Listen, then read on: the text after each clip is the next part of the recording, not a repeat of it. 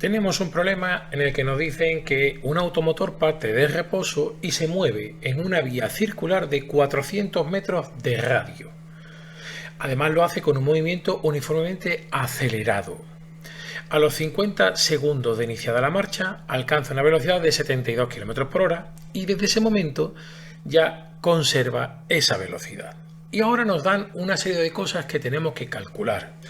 Lo primero que voy a hacer es poner aparte los datos que me da el enunciado del problema y los vamos a tener aquí como referencia. Por un lado vamos a tener que el radio me dicen que es de 400 metros, es una vía circular.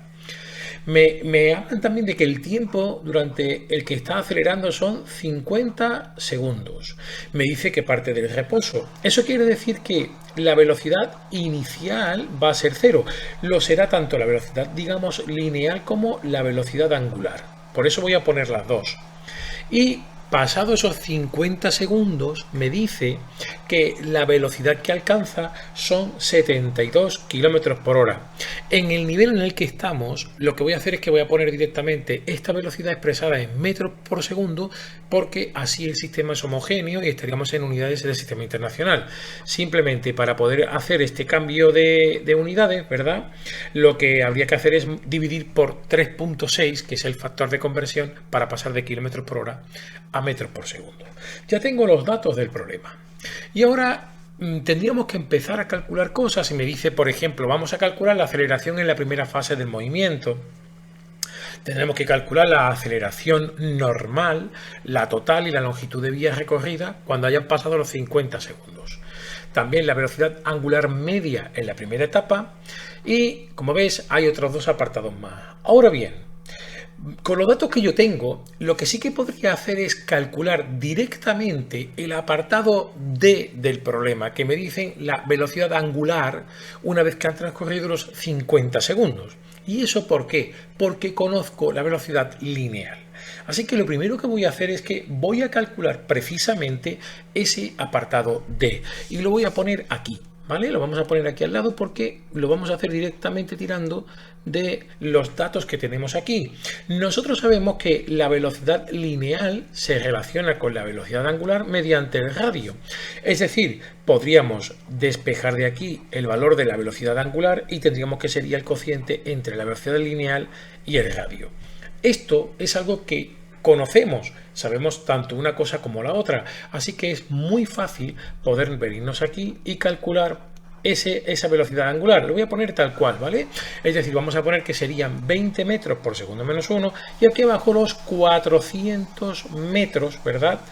Que podemos, como ver, cancelar y a partir de aquí hacer la operación. Cuando haces la operación vas a obtener un valor de 0.05 segundos menos 1.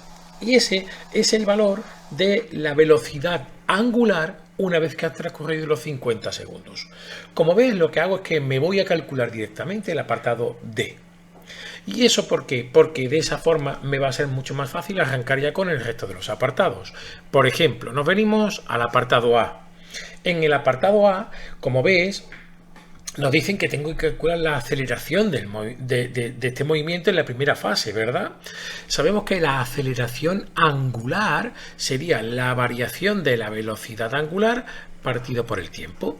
Claro, esta velocidad angular hemos dicho que era 0, por lo tanto, fíjate que lo que tendríamos es directamente el cálculo de la aceleración angular, porque sabemos que la velocidad angular la acabamos de calcular, serían 0.05 segundo menos 1 y el tiempo son los 50 segundos que nos han dicho. Así que podríamos hacer esta operación y vamos a tener como valor 10 elevado a menos 3 segundo menos 2, que es la velocidad angular, perdón, la aceleración angular del movimiento. Ahora bien, me hablan de la aceleración. Y tendrías que saber que yo puedo relacionar la aceleración angular con la aceleración tangencial, que es a la que hace referencia este primer apartado. ¿Y cómo lo hago? Pues igual que he hecho antes, lo voy a hacer mediante el radio. Es decir, yo sé que la aceleración tangencial sería la aceleración angular por el radio. Así que bastaría con sustituir y tendríamos 10 elevado a menos 3 segundo menos 2 y hemos dicho los 400 metros del radio. Esto quiere decir que el resultado que vas a obtener será de 0,4 metros por segundo menos 2. Ahí tendríamos el valor de la aceleración en la primera fase del movimiento, que insisto, es aceleración tangencial. Si nos vamos al apartado B, en el apartado B nos piden que calculemos ahora, por un lado, la aceleración normal, por otro lado, la aceleración total y la longitud que recorre al final de los 50 segundos. La aceleración normal, eso es, digamos, la podemos calcular como la velocidad al cuadrado partido por el radio. Conozco todos los datos, así que es bastante rápido de calcular. Serían 20 al cuadrado y tendríamos metro cuadrado por segundo menos 2 y aquí abajo dividido por 400 metros. Podríamos cancelar aquí, ¿verdad? Y lo que vamos a obtener sería un valor de 1 metro por segundo a la menos 2. Esta sería la aceleración normal. Y claro, ya sabemos la aceleración normal y la aceleración tangencial. Así que la aceleración total que me están pidiendo, ¿verdad? Sería algo inmediato. Vamos a ponerlo como tal, como A, y sería la raíz cuadrada de la aceleración normal más la aceleración tangencial, ambas al cuadrado. Por lo tanto, bastaría con hacer la raíz cuadrada de 1 al cuadrado más 0,4 también al cuadrado, y todo ello, sus unidades serían, pondríamos metro cuadrado por segundo menos 4, porque hay que elevar al cuadrado también la unidad. Así que una vez que haces esta operación, el resultado que obtienes sería 1,08 metros por segundo menos 2. Ahí tenemos el resultado de la aceleración total de nuestro automotor en ese intervalo de tiempo. Y ahora tendríamos que calcular también cuál es la longitud que recorre. Esta longitud que va a recorrer en ese tiempo lo vamos a poner de la siguiente manera. La longitud sería la velocidad inicial que tenía por el tiempo. Estamos considerando que en el instante cero no hay longitud ninguna, por eso L sub 0 sería 0.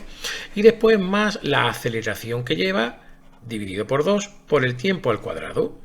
Este valor era 0, por lo tanto esta parte de aquí la podemos quitar de en medio y tendríamos que la longitud va a ser, como veis, 1,08 entre 2, que es lo que tendríamos, la unidad metro por segundo menos 2, y ahora el tiempo, que son los 50 segundos, elevado al cuadrado y segundo al cuadrado.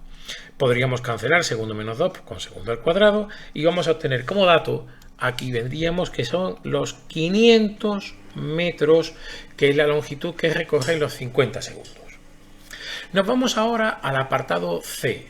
El apartado C es bastante simple en tanto que sabemos cuál es la velocidad angular inicial y la velocidad angular final. Así que lo único que tendríamos que hacer es tener en cuenta que si vamos a hacer la velocidad media, esta velocidad angular media sería pues la final más la inicial entre 2. Claro, esta inicial sabemos que es 0, por lo tanto pues tendríamos solamente la final, es decir, 0,05 segundo menos 1 y dividido por 2. Así que la velocidad angular media sería 0,025 segundo menos 1. Y ya por último, porque te recuerdo que el apartado D lo hemos hecho el primero de ellos, nos vamos a ir al tiempo que tardaría en dar 100 vueltas al circuito. Este apartado lo vamos a poner aquí debajo, y vamos a tener en primer lugar que traducir este dato de 100 vueltas al circuito. Las 100 vueltas al circuito serían, vamos a poner 100 revoluciones, y sabemos que una revolución, ¿verdad?, pueden ser o se puede expresar como 2pi por r, 2pi por el radio y expresado en metros, ¿verdad? Vamos a ponerlo de esta manera.